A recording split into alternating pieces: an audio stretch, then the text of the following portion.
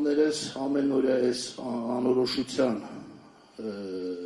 մեջ, ամենօրյա ծանր ապրումների արդյունքում ու հանդիպումներ, գործողություններ մենք բոլորս էլ կարող է մի պահ դառնանք օրինախախտել էմոցիայից ելնելով։ Ճիշտ է, օրենքը պետք է պահվի, օրենքի ամեն ինչը պետք է արվի, բայց ես խոսքս ուզում եմ ուղղել ուժային մարմիններին, եթե պահը գալի մի պահ, որ ծնողը այդ ֆոնի վրա, էմոցիոնալ ֆոնի վրա իր երեխայի ճակատագրի մասին պարզելու ինֆորմացիա ունենալու ֆոնի վրա ինքը ինչ-որ օրենք է խախտում, մի հատ նախ մտածեք, դուք արդյոք արել եք այն ամենը ինչ-որ այդ մարդը չաներ էդի, թե չեք արել։ Նոր դրանից հետո մտածեք այդ մարդու օրենք խախտելու մասին, մնացած գործողությունների մասին, որտեղ էլ եմ ասում։ Այդ ցավը երբեք չի կարա մեզի, այսինքն մենք չենք կարա այդ ցավի տակ երբևէ հասկանանք հաջորդ պահին ինչ գործողություն կանենք, որովհետև երեխու այդ ճիգարն ասեմ, ցավն ասեմ, սպասումն ասեմ, տանջում ու անկառավարելի է դարձնում մարդուն։ Ուրեմն ժողովուրդ ջան, մենք Կարմիր խաչի օգնությունով ստանձնել ենք աշխատանք, որի արդյունքում ստեղծվելու է հասարակական կազմակերպություն, այս իրազեկման կարգով եմ ասում,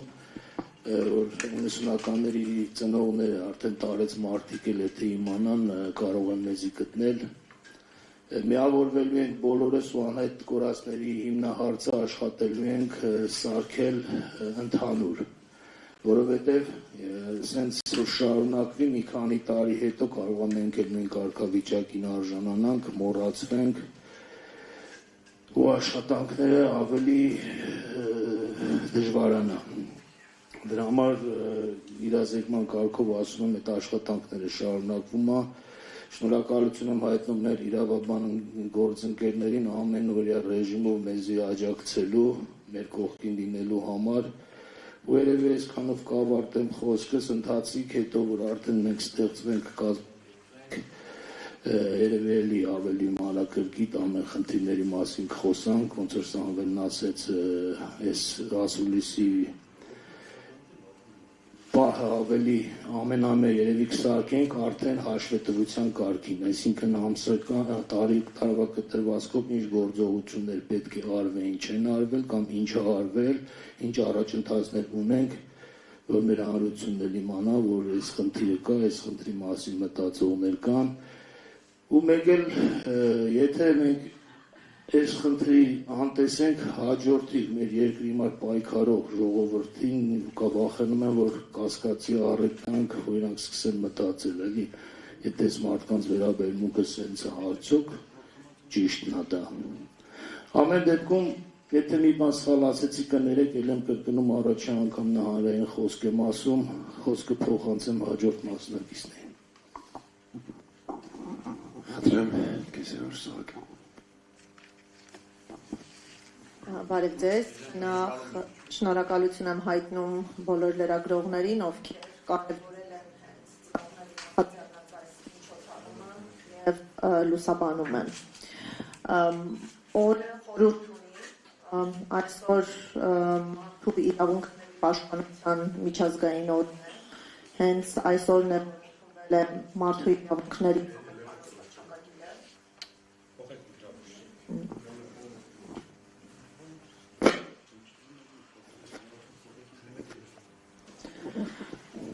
հասկանալի է, որ մարդու իրավունքների չափազանց շատ չլուծված խնդիրներ կան, բայց մենք կարևորել ենք հենց անհայտ կորածների խնդիրը եւ այս մոտեցումը կարծում եմ արդարացված է, բարոյական է, մարդկային է, իրավական է։ Անհայտ կորածների խնդիրը բազմաշերտ է։ Մենք իհարկե ունենք նաև գերիների չլուծված խնդիր, սակայն եթե համեմատելու լինենք, գոնե գերիների պարագայում մենք գիտենք նրանց գտնվելու վայրը։ Կա որոշակի աշխատանք, որի կատարումը կարող է հանգեցնել այս խմբի ազատ արձակման, իսկ անհայտ կորածների պարագայում մենք նրանց չենք կարող վերադարձնել, քանի դեռ չենք պարզել նրանց ճակատագիրը։ եւ առանց արդյունավետ քննության, որոնողական գործողությունների համագործակցության մենք պարզապես չունենք տեղեկատվություն նրանց գտնվելու վայրի, վիճակի, ողջ կամ մահացած լինելու հանգամանքների վերաբերյալ, որը ստեղծում է անորոշություն։ Եվ անհայտ կորածների խնդիրը նաև միջազգային արձագանքի արժանի հարց է, որը այս անորոշությանը տվել է իրավական որակում։ Անհայտ կորած անձանց ընտանիքները, երբ տևական ժամանակ հայտնվում են անորոշության մեջ, անզորության մեջ, եւ պետական գործելակերպը չի հանգեցնում տեղաշարժերի, նրանք կրում են տառապանքներ, որը հաղթահարում է այնպիսի շեմ, ինչը կարող է որակվել որպես հոգեբանական խոշտանգում։ Այսինքն մենք գործ ունենք մի խմբի հետ, որը շարունակակար խոշտանգման զոհ է դառնում, մինչդեռ խոշտանգումը արգելված է եւ այն բացարձակ արգելք է։ Մենք խոսում ենք ֆիզիկական խոշտանգումների դեմ պայքարի մասին, սակայն կարծես թե անտեսում ենք հոգեբանական խոշտանգման զոհերի խնդիրը։ Եվ այս անորոշության պայմաններում ընտանիքները նաև չեն կարողանում իրացնել շատ փոխկապակցված իրավունքներ, օրինակ մարդկային արժանապատվությունն է ոտնահարվում, ընտանեկան անձնական կյանքը պարզապես բացառված է, եւ շատ այլ մարդկային իրավունքների իրացումը անհնարին է դառնում, օրինակ հուղարկավորության հետ կապված, կամ օրինակ կրոնական համոզմունքներին համահունչ մահացածի պարագայում աճյունը հողին հանձնելու, ինչը կրկին շարունակական ցավ եւ տառապանք է պատճառում։ Հարցը ունի երկու հարթություն՝ միջպետական եւ ներքին, ներպետական։ Միջպետական խնդիրը հիմնականում առնչվում է Ադրբեջանին, ցավոք սրտի անհայտ կորած անձանց վերջին հայտնի գտնվելու վայրերը այս պահին գտնվում են ադրբեջանական վերահսկողության ներքո եւ էապես սահմանափակված է Հայաստանի Հանրապետության քննչական կամ այլ մարմինների հնարավորությունը ինքնուրույնաբար իրականացնել քննությանը միտված գործողություններ։ Իհարկե քննությունը դեռևս հնարավոր է, սակայն այն հատվածական է, քանի որ ապացուցողական մի զգալի մաս գտնվում է Ադրբեջանի բացառիկ իրազեկվածության, տիրապետության ներքո եւ առանց համագործակցելու պատրաստակամության քննությունը չի կարող բացահայտել ճշմարտությունը։ Ճշմարտությունը, եղելությունը իմանալու ընտանիքների իրավունքը հնարավոր չի լինի իրացնել։ Բայց մենք ունենք նաև ներքին խնդիրներ, որոնց մասին հպատիք ելույթներում խոսք ասվեց, հատկապես կարևոր է անհայտ անձանց կարգավիճակի հստակեցումը։ Հետաքրքրական է, որ որքան էլ Հայաստանի Հանրապետությունը տևական ժամանակ գտնվել է սառած կամ ակտիվ հակամարտությունների փուլում, Հայաստանում բացակայում է անհայտ կորած անձանց իրավական կարգավիճակը ամրագրող օրենք։ Փորձեր եղել են դեռևս 2000-ական թվականներին, ընդ որում այստեղ կան նաև մոդելային օրենքներ, այսինքն օրենսդրության ստեղծումը կամ կատարելագործումը բարդ խրթին հարցադրում չէ, քանի որ մշակվել են նաև լավագույն մոդելային օրենքները։ 2007 թվականի նման նախաձեռնություն եղավ, որը ցավոք դրական արդյունք չտվեց եւ 44-օրյա պատերազմից հետո քննարկումները ինտենսիվացան, շրջանառվեց նախագիծ, բայց արդեն 5 տարի անց մենք չունենք ընդունված նախագիծ, որը կստանար օրենքի ուժ եւ կհստակեցներ այս անձանց կարգավիճակը։ Առանց կարգավիճակի հստակեցման հասկանալի է, որ համակարգված չէ նաև պետության քաղաքականությունը սոցիալական ոլորտում, հոգեբանական աջակցության եւ ինչու ոչ նաև քննության։ Հայաստանի ներկա օրենսդրությունը ունի տարբեր դրույթներ, որոնք ցրված են տարբեր օրենքներում, իրավունքի ճյուղերում, կան բազմաթիվ պատասխանատուներ, սակայն ձևավորված չէ կենտրոնական մարմին, ում պատասխանատվության եւ համակարգման ներքո այս խնդիրները պետք է լուծում ստանան։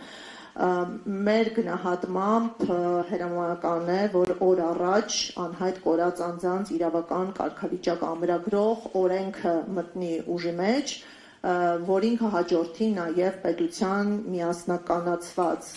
եւ որոշակիացված քաղաքականությունը նրանց հոգեբանական, սոցիալական, իրավական աջակցություն ցուցաբերելու գործում այստեղ մենք կարևորում ենք նաև հանրային աջակցությունը, որպեսզի վերջնականորեն ձևավորվի այն քաղաքական կամքը, ինչը կհանգեցնի կարճ ժամանակահատվածում այս օրենքի ընդունման։ Հիմա օրենքի բացակայությունը առաջ է բերում նաև գործնական խնդիրներ, մենք տեսնում ենք նաև պրակտիկայում ոչ միասնական մոտեցում, օրինակ քննարկում ենք դեպքեր, երբ ԴՆԹ ունեցող որոշ ընտանիքների պարագայում քաղաքացիական գործեր քննող դատարանները անհայտ կորածին համարել են անհայտ բացակայող, բայց ունենք նաև իրարամերժ հակասական մեկ այլ իրավիճակ, երբ ԴՆԹ գոյությունը բացառել է անհայտ բացակայողի կարգավիճակի շնորհումը եւ առանց այս կարգավիճակի ընտանիքը նաեւ զրկված է այլ արտոնություններից օգտվելու հնարավորությունից։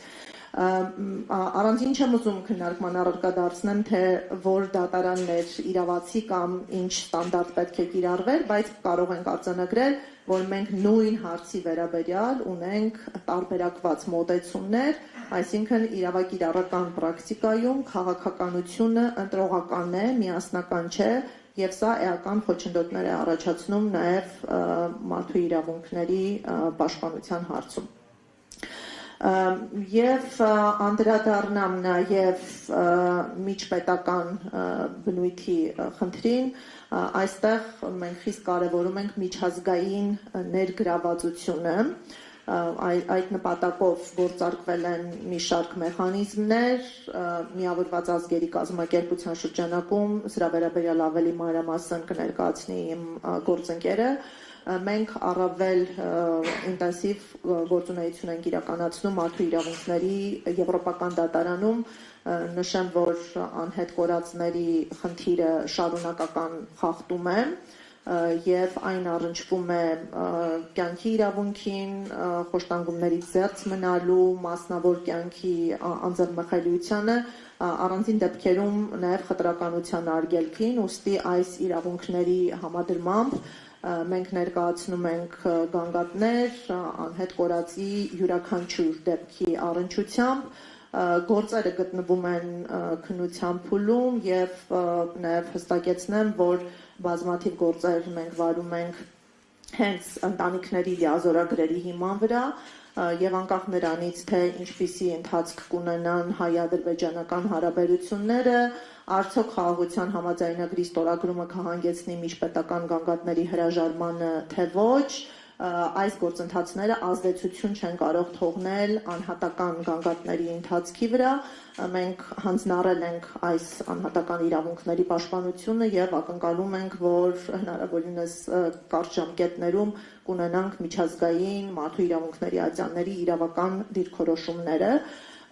սրանք կարևոր են, քանի որ նաև ծառայելու են ուղենիշներ հետագա հարաբերություններում եւ ինչու ոչ դատական ակտեր, եվրոպական դատարանի վճիռներ ունենալու պարագայում խնդիրը քննարկման առարկա է դառնալու Եվրոպայի խորհրդի նախարարների կոմիտեում, քաղաքական մարմնում եւ ակնկալիք ունենք, որ միջազգային նաեւ ներգրավվածությամբ, ճնշմամբ հնարավոր է լինելու քայլերի ձեռնարկում նաև Ադրբեջանի իշխանությունների կողմից։ Ես սրանով եզրափակեմ, մնացյալին կանդրադառնանք հարց ու պատասխանի ժամանակ, փոխանցեմ գործընկերոջը, շնորհակալություն։ Շնորհակալություն։ Ես էլ ճիշտ ասած կուզենամ որպես իրավապաշտպան կազմակերպության ներկայացուցիչ ընդգծեմ, որ այսօրը իզուր չենք ընտրել հատուկ խորհրդանիշ ունի եւ ուզում ենք շեշտադրենք, որ անհայտ կորած անձանց եւ նրանց ընտանիքների խնդիրը զուտ մարդասիրական կամ վիճակագրական խնդիր չէ, կարծես թե արդեն այդ տեսանկյունից է պարզապես ներկայացվում խնդիրը, այլ դա հստակ մարդու իրավունքների խնդիր է, մարդու իրավունքները ենթադրում են, որ պետությունը ունի պարտավորություն, այսինքն մենք խոսում ենք ոչ միայն իմանալու ճակատագիրը, գտնվելու վայրը,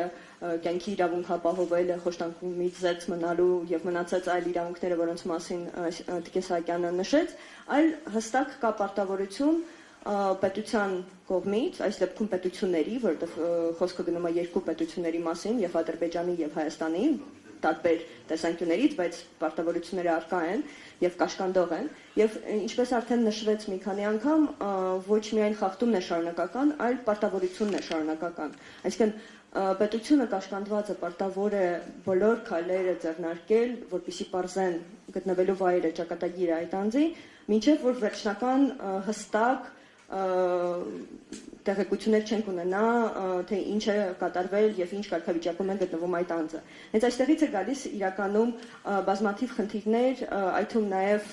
հակասական վիճակագրական տվյալներ, Մենք այսօր լսեցինք մի քանի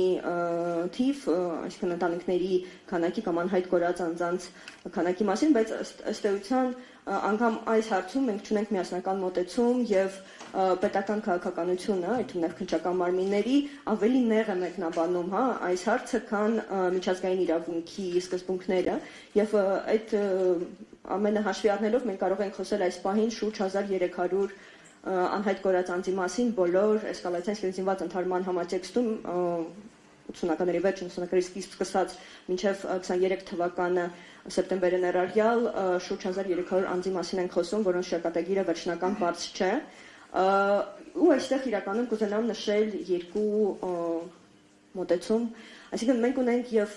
Ժնևան կոնվենցիաները, որոնց մասին հաճախ խոսում ենք, բայց կարծես թե փոքրինչ արդեն թերահավատորեն ենք մոտենում մարդասիրական իրավունքին, քանի որ կողմերը, հատկապես Ադրբեջանը չի պահպանում այդ պարտավորությունը եւ խոսում ենք նաեւ մարդու իրավունքների միջազգային իրավունքի կոնվենցիաների մասին կամ հռչակագրերի մասին, որոնք որ կաշկանդում են կրկին եւ Հայաստանին եւ Ադրբեջանին։ Այսինքն խոսքը գնում է նախ որոնելու մասին եւ մենք որպես իրավապաշտպան կազմակերպություն գործընկերների հետ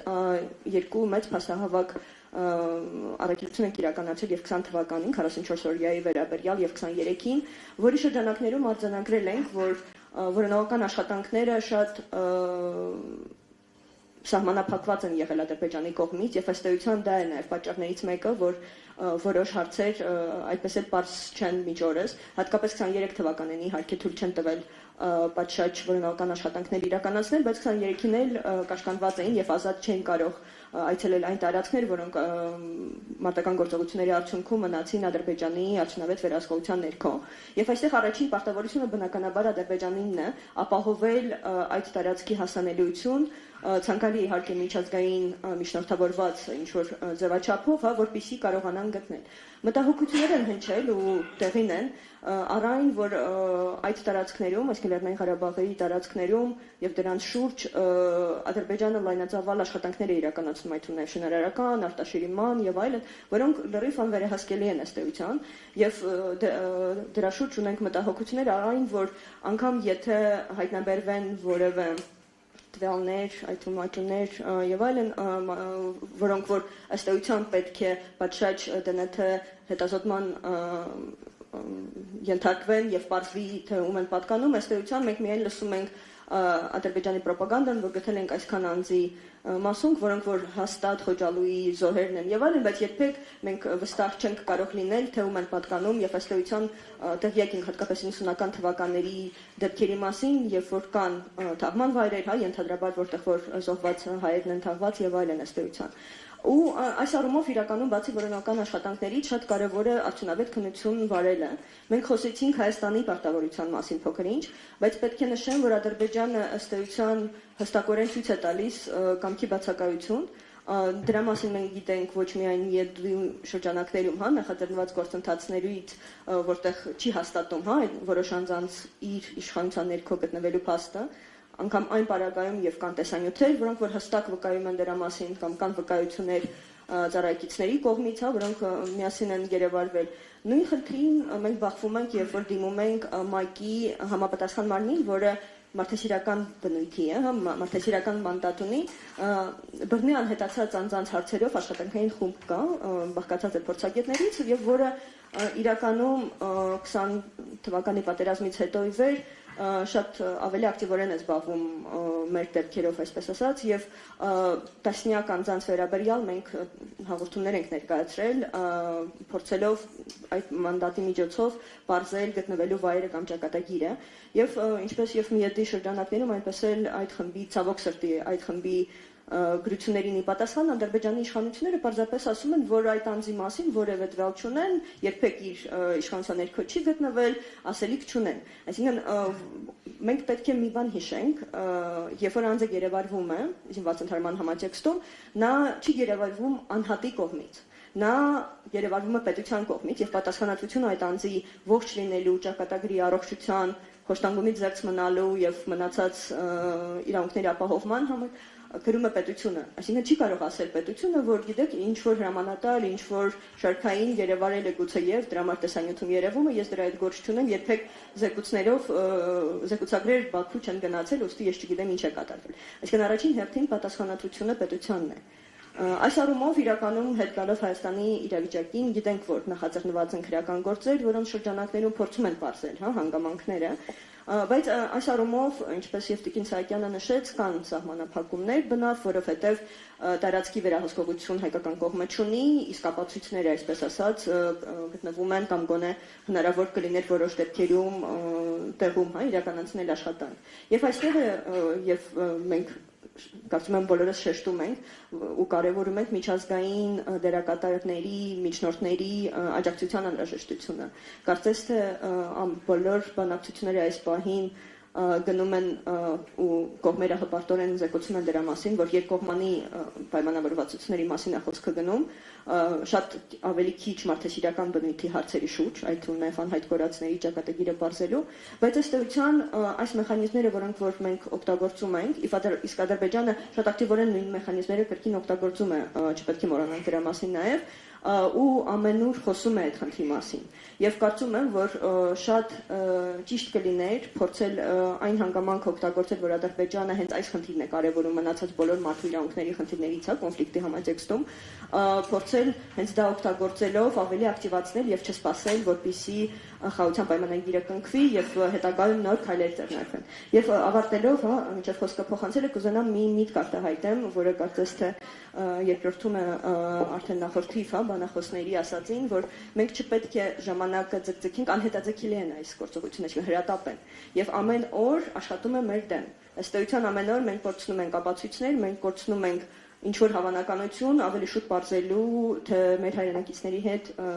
ինչ հարազատների հետ ինչ է կատարվել եւ ըստ էության մենք 23, 24, 25 հատկապես թվականներին արդեն ականատես եղանք այնպիսի խոսույթին, որ 90-ական թվականներին անհայտ կորածների հարցը արդյական չէ այլևս իմաստ չունի զբաղվել, բացեցնում եմ, բայց ասենք մեսիջը դա էր, որ ստացանք, որտեղ այնքան ժամանակ է անցել, որ արդեն հնարավոր չէ բարձել, թե ինչ է կատարվել, ուստի մենք չպետք է ձգձգենք, արդեն 5 տարի շարունակ մենք փորձում ենք բարձել ինչ է կատարվել, այդ անձանց հետ, եւ չպետք է ձգձգենք, սպասենք ինչ որ բարենպաստ պայմանների, ամեն օր պետք է բարենպաստ պայմանները ստեղծենք եւ պահանջենք։ Շնորհակալություն։ Շնորհակալություն, բարև ձեզ սիրելի լրագրողներ, սիրելի հայրենակիցներ, անհայտ կորածների սիրելի ընտանիքներ։ Գիտեք, այս հարցերը մեծագույն կարևորության հարցեր են, անհայտ կորածների բռնությամբ անհետացած մեր տղաների մասին այսպես խոսելը մի կողմից մեծ ցավ է պատճառում եւ մենք ամեն ինչ կտանք, որպեսզի նման առիթ ու հնարավորություն երբեք չունենայինք։ Բայց սրանք նաեւ կոնկրետ այս հարցերը կոնկրետ ճակատագրեր են, կոնկրետ մարդկանց մասին է խոսքը եւ ամեն անգամ ես հիշում եմ մի քանի դեպքեր, մի քանի շատ դեպքեր, որոնք իսկապես ցույց են տալիս, թե որքան մենք պետք է ուշադիր ու հետևողական լինենք այս բոլոր հարցերի նկատմամբ։ Ես ընդհանրապես ասեմ օրինակ 1-2 օրինակ, որ շատ են դրանք հիշեցի, բայց ես շատ լավ հիշում եմ օրինակ մի դեպք, երբ նոր էր պատերազմը ավարտվել եւ անհայտ կորած մեր հերոս տղաների ընտանիքները չգիտես որտեղ գնային, անորոշության մեջ էին, հատկապես անընդհատ փնտրում էին լուծումներ, տեղեկություններ։ Շատ լավ հիշում եմ մի դեպք, երբ ծնողներից մեկը, հայրը, նախապես ընդունելություն պետք է լիներ քննարկեինք համատեղ հանդիպում իր տիկնոջ հետ միասին հայրը եկավ նախապես եւ խնդրեց ասաց որ խնդրում եմ ձեզ երբ տիկնոջս հետ հանդիպեք մի ասեք տիկնոջս որ դեռ տղան անհայտ կորած է որովհետեւ շատ ծանր կտանի տիկինը եւ առողջության համար շատ եմ անհանգստանում շատ լավ հիշում եմ իմ ծանր հոգեբանական ապրումները երբ նստած ես դիմաց հետ նստած է մայրը որ չես կարողանում չգիտես ինչ խոսել, որովհետև նախապես հայրը խնդրել էր ոչ մի բան չասել դեռ եւ ասել էր որ ինքը ձևը կգտնի ասելու կամ որքան շատ են ես շատ լավ հիշում եմ ընտանիքներ մինչև հիմա էլ ցավոք սրտի նրանք այդ վիճակում են որքան շատ են սպասում տեղեկության իրենց տղայի մասին գիտեք ինչքան էլ կյանքը մենք բոլորն ասում են կյանքը շարունակվում է եւ պարոն Մուրադյանը պարոն Հովսեփյանը շատ ճիշտ նշեցին որ այս հարցերը հնարավոր չէ մոռանալ եւ որքան էլ ասեն կամ տպավորություն լինի որ մենք մոռացության ենք հանգարցնում մատնել մեր անհայտ կորածների ընտանիքները մայրերը հայրերը նրանք միշտ են ապրում այս սպասումով նրանց միշտ պետք է տեղեկություն որդու մասին ինչ փուլ է ինչպես նրանք շարունակեն ապրել եւ այս ամենը մեզ պետք է պարտավորեցնի այո որովհետեւ մենք ոչ միայն նրանց մասին հոգ տանենք այս ամբողջ տեղեկատվական համակարգը աշխատի հատուկ նրանց համար այս իրավապաշտպան համակարգը պետությունը պետք է գիշեր ցերեկ ուղղակի ամեն ինչ անի ամեն բան անի որովհետեւ եթե մենք այս կարևորագույն հիմնարար հարցերին լուծումներ չենք տալիս ապա անիմաստ է ընդհանրապես խոսել խաղաղության գործընթացի եւ այլն խաղաղությունը չի կարող անտեսել մարդու իրավունքները այսօր օրինակ ես մի քանի կոնկրետ հարցի արդեն միջազգային անդրադառնամ այս հարցերն այնպիսին են եւ նաեւ Ադրբեջանի հետ Ադրբեջանի վերաբերմունքը մենք պետք է ամեն ինչ անենք որ Ադրբեջանը չկարողանա այս հարցերով մեզ մանիպուլացնի եւ 1980 վաճառի հետո նման հարցերը մեր վրա տեսեք Վաշինգտոնում կնքվեց նախաստորագրվեց խաղաղության համաձայնագիր այդտեղ ամրագրված է ընդհանրապես որ կողմերը հասցեագրում են անհայտ կորածների մասին այդ դեպքերը եւ բռնությամբ անհետացումների դեպքերը եւ ասում է հարկ եղած դեպքում ուղղակիորեն կամ հարկ եղած դեպքում միջազգային կազմակերպությունների հետ համագործակցությամբ նրանց վերաբերյալ տեղեկություններ փոխանակելու միջոցով այս հարցը ոչ միայն շատ թույլ ձևակերպում է ինչ է նշանակում հարկ եղած դեպքում միջազգային կազմակերպությունների միջոցով հələ մի հատ էլ ամրագրում է ասում է մանրամասները կբանակցվեն առանձին համաձայնագրով ու կհամաձայնեցվեն նորից էլի անորոշ դրույթով թողնում է հետագային անհասկանալի է մնում թե այդ ինչ համաձայնագիր է լինելու երբ է բանակցությունները տեղի ունենալու ինչ պայմաններով են բանակցություններ լինելու մինչդեռ անհրաժեշտ է ինչ անել գոյություն ունի հստակ ՄԱԿ-ի մեխանիզմ ՄԱԿ-ի կոնվենցիա գոյություն ունի կարևորագույն բռնությամբ անհետացած բոլոր անձանց պաշտպանության մասին այդ կոնվենցիան ունի կոմիտե կոմիտեն նախատեսում է շատ լուրջ պարտավորություններ կողմերի համար մասնավորապես Ադրբեջանի համար քրեականացնել արարքներ կոնկրետ հատուկ հրատապ խնդրանքների կամ քննության մեխանիզմ է նախատեսում լուրջ պարտավորությունները դնում ուժային կառույցների վրա անվտանգության մարմիններ, ոստիկանություն, պետության վրա է լուրջ պարտավորություններ, պարբերաբար զեկույցներ ներկայացնել եւ Հայաստանը ստանում է միջազգային վերահսկողության հնարավորություն այս հարցերի նկատմամբ։ Իսկ հիմա ինչ, շատ ճիշտ նշվեց։ Ադրբեջանը այսքան իր Արցախի տարածքում իր համար կառուցում է ճանապարհներ, շինարարություն է անում եւ այլն։ Մենք ինչ զանգվածային արտաշիրվում է հայտարարել, չէ, իրականացնում է արտաշիրման դեպքերն, բայց մենք ինչ գիտենք ովքեր են այդ արտաշիրվող մարդիկ, հայեր չեն, որ դեպքերի հետ են կապված, ինչ է հետո մեզ պահանջներով բերելու առաջադրելու։ Մենք չունենք միջազգային վերահսկողության այսօր մեխանիզմ, որ այդ մեխանիզմով մենք կարողանայինք Ադրբեջանից պահանջներ ներկայացնել եւ ուզել այդ պահանջները, որովհետեւ երկկողմանի դեպքում ինչու չի ստացվում, որովհետեւ Ադրբեջանը ամեն ինչ միշտ արել է միջազգային հանրության աչքից մեկուսացնելու համար, առանձնացնելու համար այս նման բոլոր հարցերը։ Տեսեք ինչ է անում։ Ձեր կարծիքով կամ որևէ մեկը կասկածում է, որ Կարմիր խաչը փակելը, ՄԱԿ-ի կառույցները փակելը, ՄԱԿ-ի զարգացման գործակալությունը, փախստականների հարցերով գերագույն հանձնակատարի գրասենյակը, բնակչության հիմնադրամը եւ այլն։ Պատահական չի անում, նրանք միշտ մեկուսացրել են, ամեն ինչ արել են, որ մեկուսացնեն միջազգային հանրությունից այս բոլոր հարցերը։ Որովհետև հետո կարողանան նաև հետո մանիպուլյացիաներ են անում, բայց տեսեք ինչ են անում, այդ արտաշիրումներ, որ հայտարարել են, հետո պահանջներ են մեր նկատմամբ ներկայացնում 90-ական թվականներից սկսած, միջազգային մեխանիզմները իրենք չեն դիմում, չեն վավերացնում այդ պայմանագիրը, միջազգային պայմանագիրը կոմիտեի տակ չեն ընկնում, պարտավորություններ չեն ստանձնում, հետո բերում ամբողջը մեզ են առանձին ներկայացնում։ Եվ հիմա եթե մենք միջազգային վերահսկողությունը հանում ենք եւ կամ միջազգային վերահսկողությունը մեկուսացվում է, մենք եւ ամրագրում ենք միայն այս պայմանագրում, հետո եթե մենք գրանք միջազգային մարմիններին դիմենք, ասենք միջազգային մարմիններ մեզ օգնեք այս տեղեկությունները ստանանք եւ այլն, ասելու են, գիտեք ինչ կա, գնացեք թե ձեր հարցերը կարգավորեք, առանձին նախատեսված է։ Իսկ նման բաները շատ կարևոր են եւ նաեւ ուզում եմ հատուկ նշել, որ այս գործընթացը այո շարունակական է, սա չունի ժամկետ, չեն կարող ասել երբանակ 2 տարի եղավ, դե լավ 2 տարի հետո ավարտում ենք։ Սա շարունակական է այնքան ժամանակ, մինչև ընտանիքները լիարժեք տեղեկություններ չստանան իրենց հարազատների ճակատագրի վերաբերյալ։ Այստեղ շեմը շատ բարձր է, չափազանց բարձր է։ Եվ միջազգային մեխանիզմները մեզ այստեղ կարող են մեծագույն օգնություն ցուցաբերել, որ թույլ չտանք, որ Ադրբեջանը նման կերպ, անգամ այս հարցերի, տեսեք, հումանիտար ամենահումանիտար հարցերն են, սրանից անկողմ կարևորագույն հարց, մարդու ճակատագրի հարցը գոյություն չունի, չենք կարող հավանաբար գտնել, այն աստիճան ցավոտ, այն աստիճան զգայուն հարց է։ Ամեն ինչ անում են, որ մեկ քաղաքականացնեն,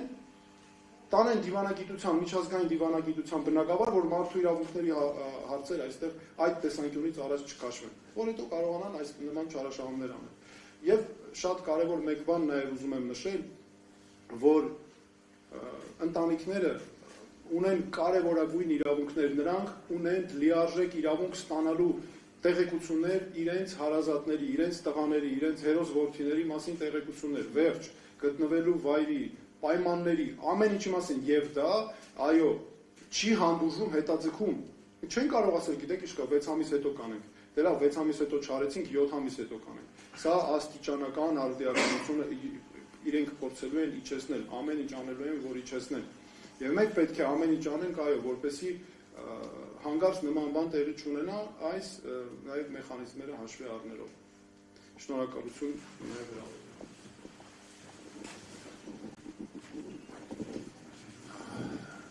Շնորհակալություն։ Հիմա հարգելիներս կարող եք ձեր հարցերը ուղղել մեր մասնակիցներին, եթե նման հարցեր կան, հետո կասենք մնացածը։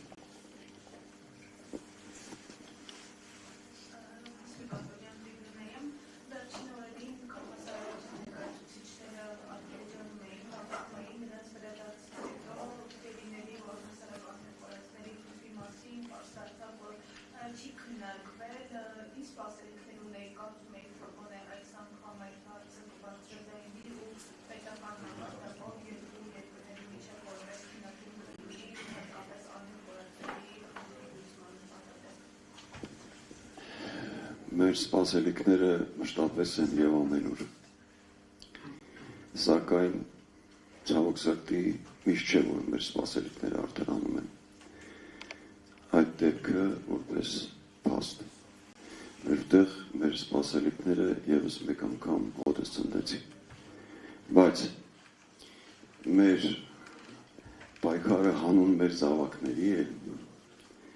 Մեր խնդիրը մեր զավակներն են։ Ուստի եւ քանի դեռ մենք այս հողի վրա գոյություն ունենք ֆիզիկապես, մենք փնտրելու ենք մեր զավակներին եւ ամեն կերպ, ամենուր, ամեն միջոցներով։ Միջոցներ, որոնք չեն վնասի մեր պետությանը, մեր ազգային շահին, մնացած բոլոր միջոցները արդարացված են։ Շնորհակալություն։ Թվականի ընթացքում իրականում մենք ունեցանք մի քանի միջոցառում, հանդիպումներ, որոնք որ կարծես թե պետք է ուղղված լինեն լրացուցիչ հանգամանքներ բարձելուն, կհիշեք այստեղ ընթացքում հանձնաժողովների հանդիպում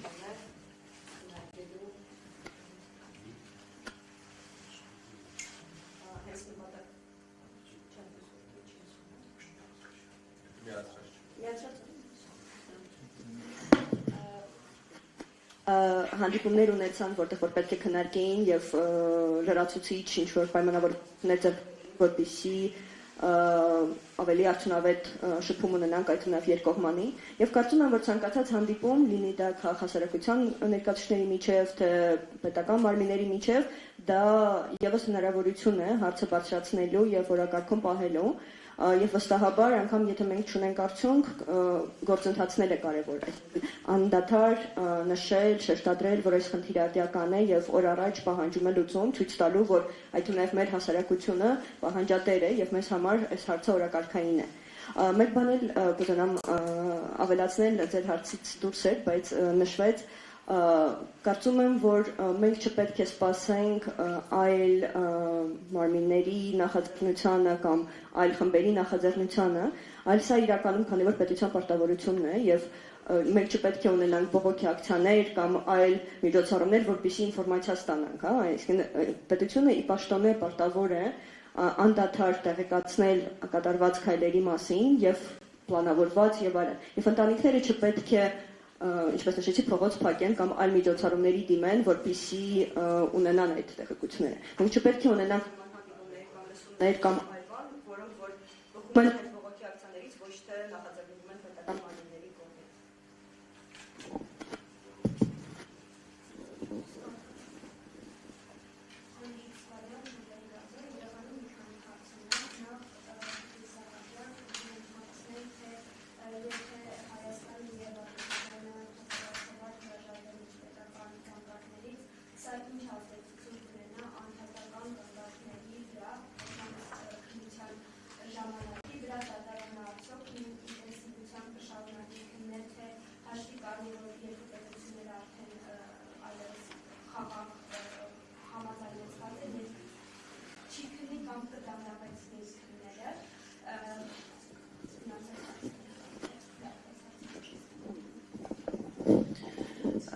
Նախ հրաժարման բարակայում մենք պետք է ուսումնասիրենք դատարանների վարքագիծը, որովհետև գործով վճիռ կայացնում են կամ որոշում կայացնում են միջազգային ատյանները։ Այս բարակայում Հայաստանը եւ Ադրբեջանը որպես դատավարության կողմեր պետք է դիրքորոշում արտահայտեն, որ հետամուտ չեն գործերի հետագա քննությանը եւ հրաժարվում են իրենց գանգատներից, սակայն մենք պետք է տեսնենք, թե դատական ատյանները ինչպիսի վարքագիծ են ցույց տալիս եւ այստեղ մենք մեծ դատական քաղաքականության հետ ենք բախվելու, որտեղ իմ գնահատմամբ աշխարհաքաղաքական գործոնները թեև թույլ, բայց ազդեցություն թողնելու են։ Առնվազն մարդու իրավունքների եվրոպական դատարանի պարագայում մենք չենք ունեցել նախադեպ, երբ պետությունը հրաժարվել է իր ներկայացրած գանգատից եւ չենք կարող նաեւ կանխատեսել եվրոպական դատարանի վարքագիծը։ Մենք ունենք իրավիճակներ, երբ անհատը հրաժարվել է իր ներկայացրած գործից, սակայն դատարանը կիրառել է մի կոնցեպտ, արդարադատության շահ, եւ այն գնահատելով որոշել է գործը շարունակել քննել, թե դադարեցնել, քանի որ զոհը, տուժողը հետամուտ չէ իր գործի քննությանը, եւ երբ գործերը ունեն իրավական արժեք, դրանք կարող են ստանդարտներ ձևավորել ոչ միայն տուժողների, այլ տուժողի նման կարգավիճակում գտնվող անձանց համար, դատարանները գնահատել են, որ արդարադատության շահը պահանջում է գործի հետագա քննարկում եւ շարունակել են գործը, կայացրել են դատական ակտեր, ձևավորել են մոտեցումներ եւ կարեւորել են պետության պատասխանատվության խնդիրը։ Մեզ համար հիմա կարևոր է հասկանալ, թե ինչպիսին կլինեն միջազգային դատական ատյանների արձագանքը, սա ավտոմատ գործընթաց չէ, պետք է հասկանանք ինչ որոշումներ կկայացվեն։ Եթե բոլոր դեպքերում դատարանները գտնեն, որ պետության կամքը կարևոր է եւ գործերի հետագա քննությունը դադարեցվում է, մենք միայն կունենանք անհատական գործեր, միջպետական գործի հրաժարումը չի կարող ազդել անհատական գործերի վրա, պարզապես անհատական գործերի քննության ընթացակարգը տարբերվում է միջպետական գործերի քննության ընթացակարգից, օրինակ միջպետական գործերը առաջնահերթորեն են քննարկվում եւ դրանց քաղաքական ազդեցությունն է մեծ, որովհետեւ գործ ունենք պետություն հարթության հետ, միջպետական անհատական գործերի պարագայում դրանք կարող են ավելի երկար քննվել եւ չեմ կարծում, որ դատարանը կփորձի խուսափել արդարադատության իրականացումից հաշվի առնելով հայ-ադրբեջանական հարաբերությունների բնույթը կամ կարգավորման ուղղված ջանքերը, սակայն իմ գնահատմամբ գնահատականներում ավելի զգուշավոր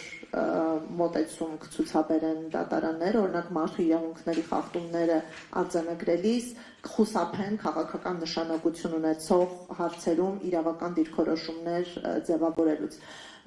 Ուստի նշեմ, որ ազդեցությունը չի կարող բացասական լինել եւ զրկել անհատներին իրենց իրավունքները պաշտպանելու հնարավորությունից, սակայն միջպետական գործերից հրաժարվելը բացասաբար է անդրադառնալու գործերի քննության տեմպի վրա, այսինքն մենք կունենանք փոքր-ինչ ուշացված արդարադատություն։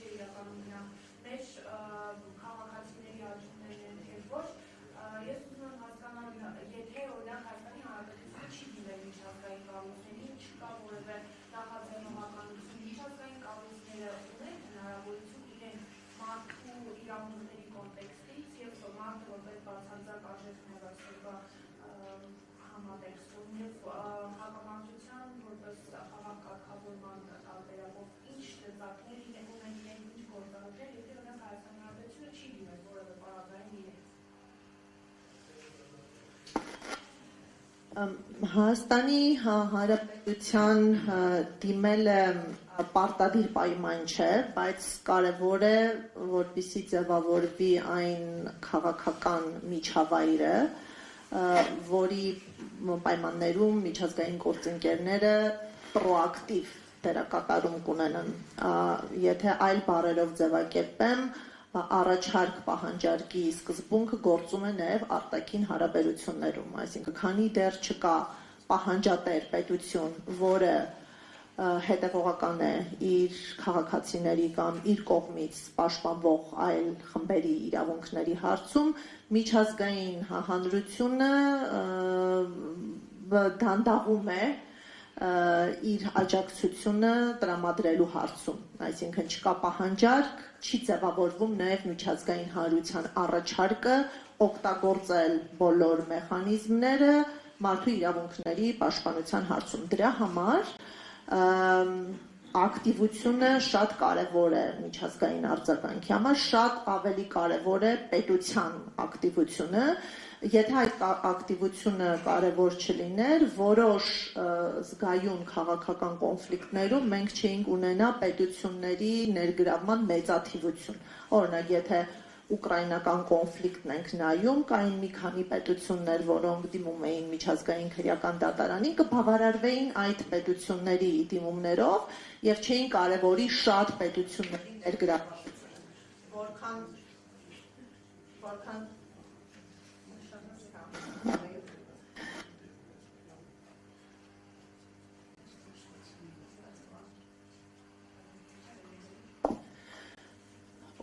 որքան շատ են հետաքրքրված պետությունները, այնքան խնդիրների լուծումը հեշտանում է, քաղաքական միջավայրը բարելավում է, որպիսի պայմաններում մենք արդարություն ենք ակնկալում նաև հայ տուժողների համար։ Հիմա, եթե պետությունը պասիվ է, հասկանալի է, որ տուժած խմբերը պետք է ակտիվ գտնվեն եւ նրանց ձայնը բոլոր հնարավոր միջոցներով պետք է հասանելի դառնա միջազգային հանրությանը եւ այստեղ է, որ մենք կարևորում ենք նաեւ քաղաքացիական հասարակության ինստիտուտների դերը, հենց քաղաքասարակությունն է, որը կարող է համախմբել, կոնսոլիդացնել տուժած անձերին եւ հավաքական կերպով կազմակերպված գործել միջազգային գործընկերների հետ հարաբերություններում։ Իմ գնահատմամբ կազմակերպվածությունը եւ համախմբումը շատ կարևոր որակներ են, որպիսի ցուցադրվի հետևողականություն, պայքարելու կամք եւ սա մեծացնի միջազգային գործընկերների պատասխանատվությունը։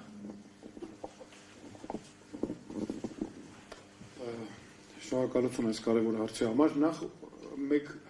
հստակ ուզում եմ արձանագրում անել։ Անհայտ կորածների հետ կապված հարցերը Հայաստանի անվտանգության համակարգի անբաժան մասն են։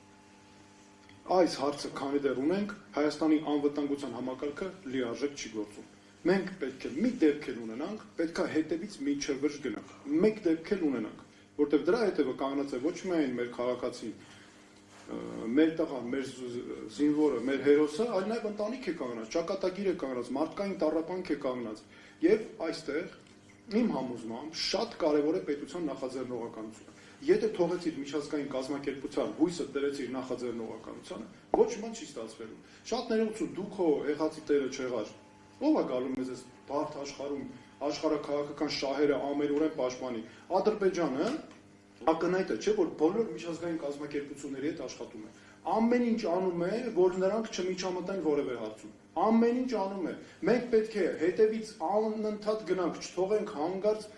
մեկը փորձի այս հարցերը անտեսել։ Տեսեք, կոնկրետ օրինակ ասեմ։ Ամերիկայի Միացյալ Նահանգների հետ քննարկումները եւ նաեւ Վաշինգտոնում ստորագրված փաստաթղթերը։ Հայաստանը պետք է ամեն ինչ աներ, որպեսզի Ամերիկայի Միացյալ Նահանգները պարտադրեր Ադրբեջանի նախագահին, տեսնում եք, չէ՞ ոնց է վախենում Ադրբեջանի նախագահը Ամերիկայի Միացյալ Նահանգներից։ Պետք է ամեն ինչ աներ, որ պարտադրեր, որ ասեր հենց մի հատ գնացեք վավերացրեք այդ ՄԱԿ-ի կոնվենցիան ու կոմիտեն։ Հետո մի հատ կգնաք Հայաստանին, ես էլ տիրություն եմ անելու, կգնաք Հայաստանին ամեն օր կզեկուցեք, եւ Հայաստանը տիրություն նաեւ կաներ։ Այսինքն Հայաստանը կստանար վերահսկելու հնարավորություն, ոչ թե հույսը կդներ, չգիտեմ, ինչ որ մի հատ այս կամ այն հովանավորի եւ այլն, այսինքն միջազգային կազմակերպության եւ այլնի վրա։ Եվ մենք պետք է այստեղ շատ կարեւոր է, որ մենք նման հարցերում լինենք նախաձեռնողական ինքներս, որտեղ էլի եմ ասում, սա մեր անվտանգության համակարգի մաս է եւ անգամ մեկ դեպք էլ եթե ունենանք, մենք պետք է անպայման դա անենք եւ ակնհայտ է, որ Ադրբեջանը թաքցնում է, չէ՞, այս գործերը, այս մեր գործընկերները ասեցին ճիշտ եւ այդպես էլ կա։ Նրանք շահագրգռված չեն, որ որևէ դեպք բացահայտվի, որովհետեւ կամ օրինակ ինչու այդ պայմանագիրը չեն, միջազգային պայմանագիրը չեն վավերացնում, որը վերաբերում է բռնությամբ անհետացած անձանց իրավունքների պաշտպանությանը, որտեղ այնտեղ կա լրացուցիչ քրեական պատասխանատվության մեխանիզմներ, անընդհատ հարցերը զեկուցելու պարտավորություն, պետությանը ներկայացնելու հաշվետվություն եւ այլն։ Այ իմ կարծիքով այսպես պետք է լինի եւ միջազգային կազմակերպությունները ինչքան է որ նախաձեռնողականություն ունենան, պետությունը հասարակական կազմակերպություններով կլինի, սփյուռքով կլինի, սեփական նաև կարողություններով եւ այլն, բայց հետևում միշտ պետք է կանգնած լինի պետությունը։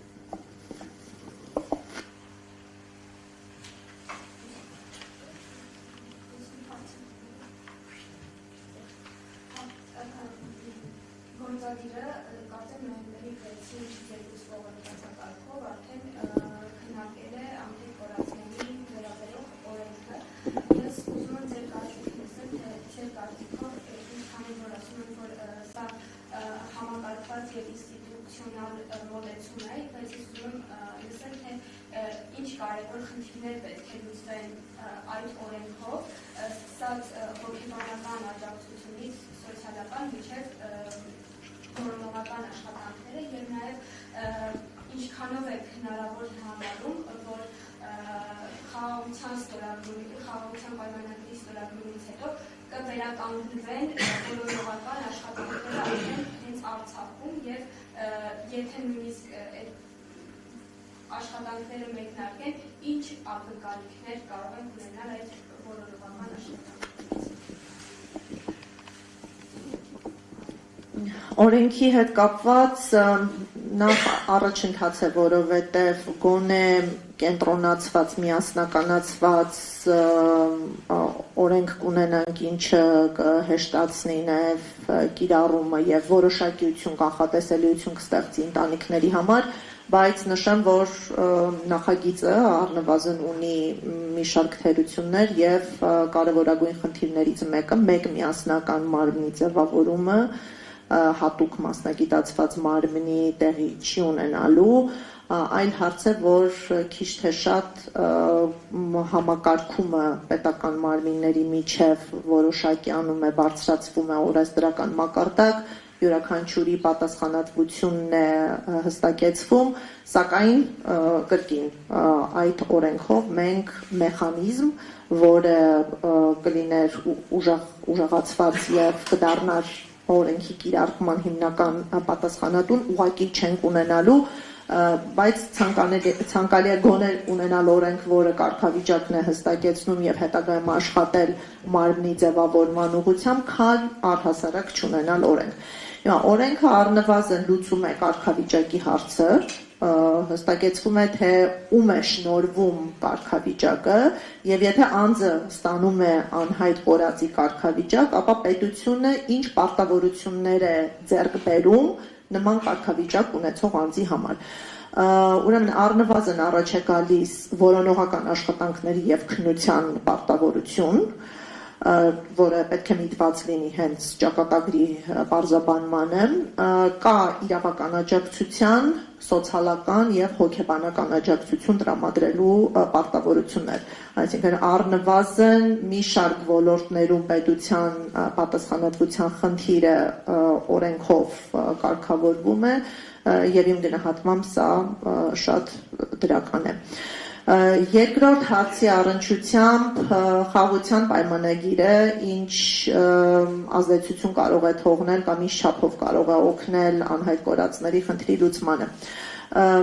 Դրական այն է, որ անհայտ կորածների հարցը միակ մարդասիրական խնդիրն է, մարդու իրավունքների խնդիրն է, որը իր կարգավորումը ունեցավ խաղաղության պայմանագրով։ Մնացյալ մարդու իրավունքների հարցերը ուղղակի դուրս են մնացել կարգավորումից, օրինակ փախստականների, բռնի տեղահանվածների խնդիրը արծարծված չէ, գերիների հարցը որևէ կերպ արծարծված չէ, ինքնության մշակութային ժառանգության պահպանման խնդիրը ամբողջովին անտեսված է եւ կարելի է այս շարքը թվարկել անվերջ, բայց մի խնդիր, որը կարգավորվեց, դա անհայտ կորածների հարցն է։ Կարգավորման հետ մեկտեղ մենք չենք տեսնում հստակ մեխանիզմ, ընդհանրապես տեսնում ենք ցանկություն, խոստում,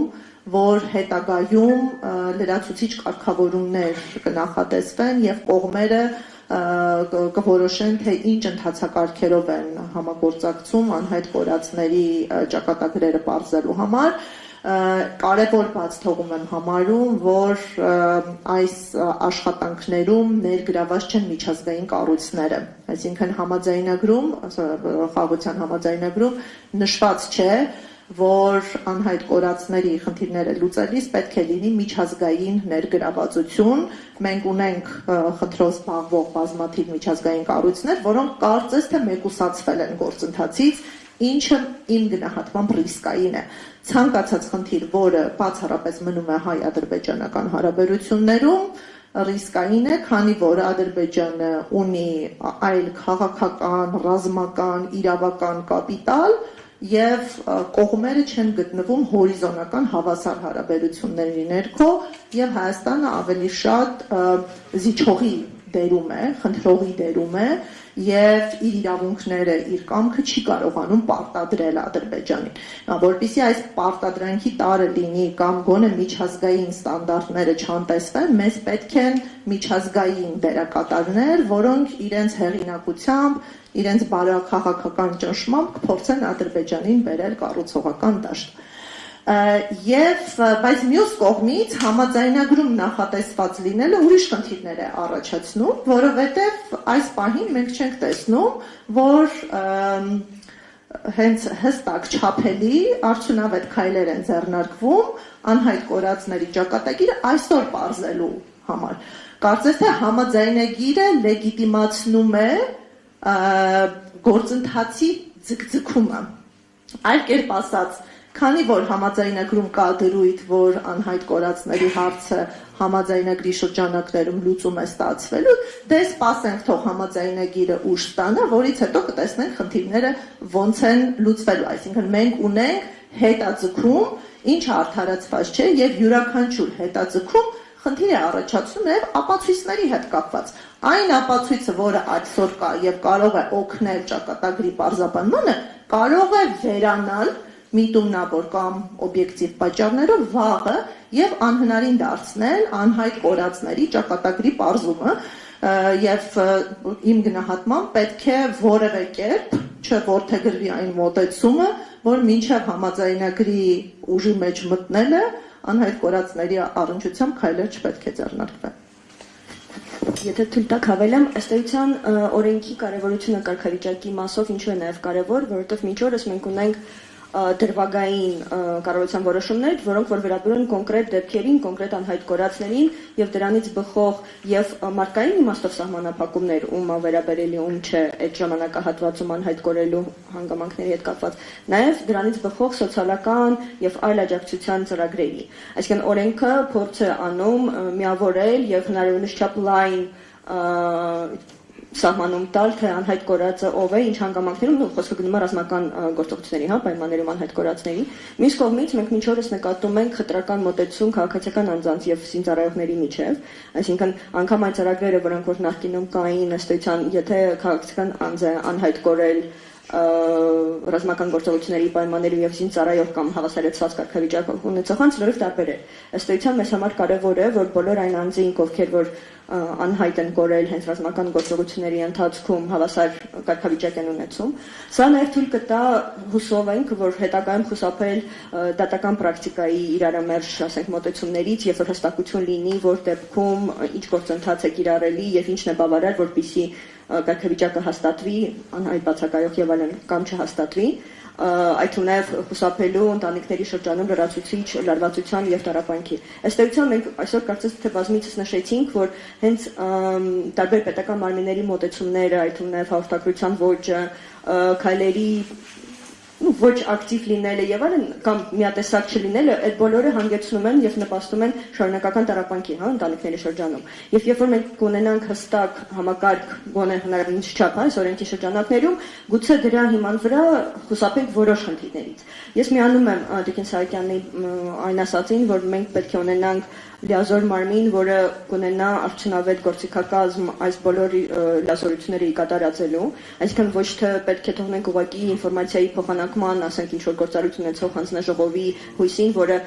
բարբերաբար մենք ունենում ենք նոր հանձնաժողով, նոր կազմով, բայց ըստ էության արդյունքների իմաստով շատ բանի չենք հասնում եւ պետք է լինի շատ ավելի ուժեղ եւ առանձին մարմին։ Միջազգային ներկայացության հետ կապված եւ պայմանագրի հետ կապված, ասեմ, որ մենք օրինակ հիմա տեսնում ենք, որ Սիրիայի շրջանակներում նոր հանձնաժողովը հենց անհայտ կորածների հարցով ստեղծվել, որին որ միանշանակ աջակցություն են հայտնել եւ առաջարկել են իրենց ծառայությունները համապատասխան եւ միջազգային մարմինները եւ պետությունները, որոնք որ կարող են կամ կարողություններով օգնել։ Գիտեք, որ 20 թվականից հետո մենք օրինակ Հայաստանը դիմել էր, ասենք, աջակցության ՏՆԹ-ների կրկնակի անցկացման հետ կապված եւ այլն։ Իսկ փորձը ցույց է տալիս, որ ինչքան էլ դու փորձ ունենաս բնավ եւ տեխնոլոգիաների զարգացումը եւ մեթոդների եւ ընդհանուր փորձի աջակցության միշտ կարիք կա, եթե մենք իրոք ուզում ենք բարձել օր առաջ այդ անձանց ճակատագիրը։ Մյուս կողմից ես կրկին միանում եմ այն ասածին, որ սա արդարացում է, այսինքն խաղաղության պայմանագրում այդ դրույթի նախատեսելը նախ կարելի է եզրահանգել, որ դա Ադրբեջանի պնդման եղել, դա միայն միակ մարդու իրավունքների խնդիրն է, որով Ադրբեջանը շարունակաբար աչքի է ընկել միջազգային հարթակներում, որ բարձրացնում է մնացած բոլոր թեմաները, այդ ուներ պատասխանատվության հետ կապված, գերիների հետ կապված փակում է։ Եվ վերջերս նկատել ենք, որ այդտեղում նաև Հայաստանի Հանրապետության կառավարության ելույթներում, տարբեր միջազգային հարթակներում այս հարցը կարևորվում է։ Եվ կարծես թե շատ լավ հնարավորություն է, քանի որ երկու պետությունները ասում են, որ իրենց համար կարևոր է, որևէ պատճառ չկա, որպեսզի հենց հիմա չզբաղվեն այդ հարցով։ Այսինքն մենք որպես քաղաքասարակության ներկայացուցիչներ նույնպես, բայց ընտանիքները նույնպես պետք է պահանջատեր լինեն եւ այդ թվում նաեւ միջազգային գործընկերներին անդրադառնալու, որ մի քիչ բարձ ասեմ, խոսքի վրա բռնեք, հա, կողմերին, ասեք, եթե կարևոր է, ուրեմն զբաղվեք։ Լինի դա իրականում կարծես թե ակնկալում է այլ տեսակի համագործակցություն, եթե միջպետականի մասին խոսենք, հա, այսինքն մի բանը խոսել եւ խնդիրը բարձրացնել ու մեղադրական տոներով դա անել, այսինքն Ադրբեջանը ինչպես անում է, հա, որ 90-ականներից սկսած Հայաստանը այսպիսի բան անում եւ այլն։ Եվ մինչ 20 թվականը Հայաստանը իրոք շատ ավելի пассив էր այս հարցի շուրջ խոսում կամ չէր խոսում ընդհանրապես, 20 թվականից ի վեր որոշակի դեպքերում գոնե բարձրացվում է այս հարցը։ Բայց միջազգային հանրությունը հոգնել է մեր կոնֆլիկտից եւ շատ ավելի երևի բազմից ուրախ են, որ կարծես թե ռազմական գործողությունները դադարեն։ Այս խաղաղության պայմանագրի տեքստը, որը բավականին թերի է, հատկապես որոնց քարոզում են հենց նույնիսկ միջազգային մարմինները եւ պետությունները, այդ թվում նաեւ արտարադատության մասին, փաստականների վերադարձ եւ մի շարք այլ հարցերի, հա, վերաբերյալ, բայց բոլորը կարծես թե այնց աչքերը փակ ողջունում են առանց խորանալու թե ինչ է նախատեսված եւ վստահ են, որ անգամ այդ դրույթը, որը կա, ոչ մեկ չի կարդացել անհայտ կորածների հանձնաժողովի մասին եւ ոչ մեկ չի վերլուծել, թե արդյոք դա արդյունավետ լուծում է, թե կարելի ավելի արդյունավետ կարելի ձեռնարկել։ Այսինքն մենք պետք է նախ բարձրաձայնենք մեր մտահոգությունները, եւ ճնշում գործադրել եւ կառավարության վրա, որպեսզի կառավարությունը այդ հարցերը բարձրացնի եւ հետեւական լինի։ Եվ դրանց հետո էլ արդեն համապատասխան միջազգային մարմինները իրենց նախաձեռնությամբ որևէ բան ոչ կարող են անել, ոչ էլ անելի են ըստեյության, հատկապես եթե չցանկանա մասնակցել։ Ես կարճ ասեմ, որ ուզում եմ ինքս նույնպես ընդգծել, այս հարցը այո, ստացվել է արդարացում, նախաստորագրված խաղաղության պայմանագրում գրված է, դե վերջ գրված է, ուրեմն կգա մի օր այդ պայմանագիրը ուժի մեջ կմտնի, ես հարցով էլ կզբաղվեմ։ Չի կարող այդպես լինել, չի կարող ձգձգվել այս հարցը, սկսած տեղեկությունների տրամադրումից ծնողներից։ Սա նաև Հայաստանի միջազգային պարտավորությունն է։ Իսկ ինչ վերաբերում է Ադրբեջանին, ինչ է անում, այո, վաճառում է այս հարցը, որքան էլ որ դժվար է ընդունելը եւ ասելը, բայց այդպես է անում։ Վաճառում է այս հարցը, նվաստացնելով, ստորացուցիչ նաեւ քաղաքականություն տանելով Հայաստանի Հանրապետության նկատմամբ։ Եվ որ նաեւ ամենակարևորը ուզում եմ այստեղ ընդգծել, մենք պետք է միջազգային հանրությանը անընդհատ այս հարցերը ներկայացնենք։ Ես հասկանում եմ, ինչ ասեց Տիկին Մելիքյանը միջազգային հանրության հոգնելու հետ կապված, բայց մենք պետք է մեր ամեն դեպքի իրավունքների հարցը, մենք ամեն դեպքով, ես ասում եմ, ժողովուրդ ջան, իրոք կա բոլոր հնարավորությունները, դուք հեսա տեսնում եք, մենք քննարկում ենք այսքան, կան իրական միջազգային հնարավորություններ այս հարցերով նաև միջևերջ գնալու, որ մենք մեր ընտանիքները ունենան իրական տեղեկություններ հստակ ինչի մասին է խոսքը, անորոշության մեջ չապրեն, որ այս տառապանքների մեջ չլինեն, մենք չենք կարող այս հարցերը մոռացության տալ։ Այդ մարդիկ մեր հասարակության մեջ են ապրում, մենք բոլորս իրար հետ ենք ապրում։ Պատկերացնում եք հանգարց խաղաղություն, որտեղ մեր հասարակության մի մասը տառապանքների մեջ ապրում։ Դե ոնց, ինչպես է դա հնարավոր։ Ոչ միայն հոգեբանորեն, դա մարդկայինորեն, դա իրավական առումով ոչ մի ձև հնարավոր չի ապահովել։ Իսկ մեխանիզմները այսօրվա ասուլիսը ես շատ ուրախ եմ, որ տեղի ունեցավ շնորհ հնարավորությունները, մեխանիզմները։ Պարզապես պետք է, այո, խելացի աշխատելու դեպքում, ճիշտ աշխատելու դեպքում բոլորով միասին հնարավոր է այս հարցերին լուծում տալ, որ մեր ծնողների տառապանքները նաև չշարունակվեն, մեր հասարակությունը մի վերջո այս հարցով էլ խաղաղություն հաստատվի։ Ես նկատի ունեմ ինչպես խաղաղվի, ավելի համերաշխությունը մենք կարողանանք ապահովել։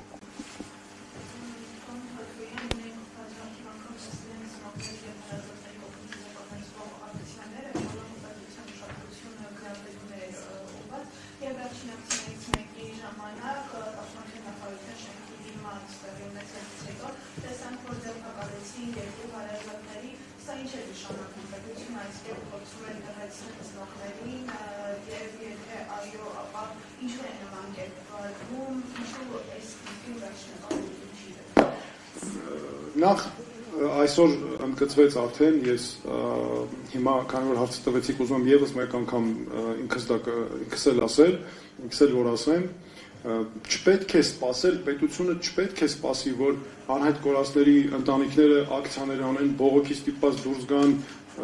ավելի չարչարվեն, դժվարություններ կրեն, ասուլիսներ տան եւ այլն, նոր սկսի տեղեկություններ տալ։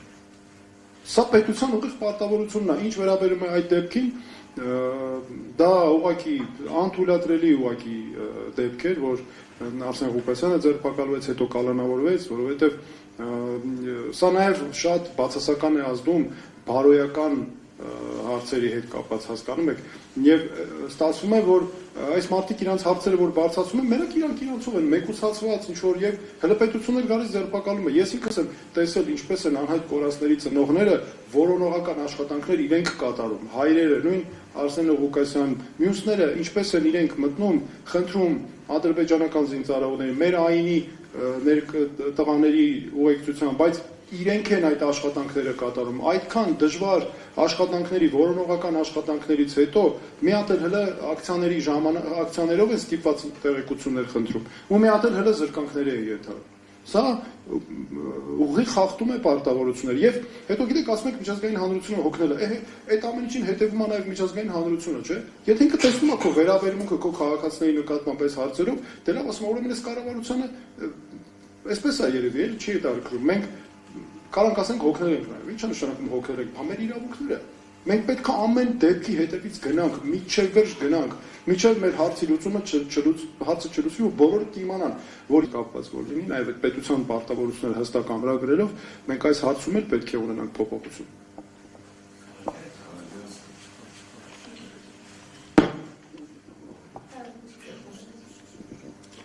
Շնորհակալություն հարցի համար։ Անդրադառնանք նաև այդ խնդրին, ուղղակի այն ինչի մասին այս անկումների են ենթարկվում։ Այս ընթացքում մարդը ինչպիսի տառապանքների միջով է անցել եւ այսօր մի իրավիճակում է հայտնվել, երբ նման մարդկանցից պետք չէ, որպեսզի մենք, մեր հանրությունը, պահանջի համազոր ադեկվատ վերաբերմունք։ Այդպես չի կարող լինել։ Մարդը չի կարող մնալ համազոր, ադեկվատ չի կարող մնալ այսքանից հետո։ Այսինքն մենք բոլորս եւ նաեւ մեր ուժայինները պիտի կարողանան հասկանալ, որ մարդը նման հոգեվիճակի մեջ չի կարելի մարդուց պահանջել, որ նա իրեն դրսևորի բոլոր առումներով որպես քաղաքակիրթ անձնավորություն։ Եկեք մի քիչ էլ հանդուրժող լինենք։ Եկեք այս ամեն ինչի մասին իմանալով հանդերձ մտածենք, որ մեր դիմաց կանգնած անձնավորությունը, որը այսպիսի ճանապարհ է անցել, նաև չպահանջենք, որպեսզի ինքը մեր նման, բանական, քաղաքակիրթ վերաբերմունք ցույց տա մյուսներին։ Շնորհակալություն հարցի համար։ Այդ կոնկրետ խաբերյալ ուզում եմ ես երկու բառեր ավելացնեմ, ուրեմն ծնողը որ ելնում է ինչ-որ մտակցիա անում է, հենց չի ելնում ակցիայից առաջ ինչ-որ մի հատ գործողություն եղել, ասենք մոտեցել են կուլտուրական շնորհքով ցանկացել են հանդիպումների ընթացքում դաժե խոստացը հրավիրել են կոնկրետ այդ դեպքում, որ զապիսները նայեք, ձայնագրությունները կա, 27-ին կանգ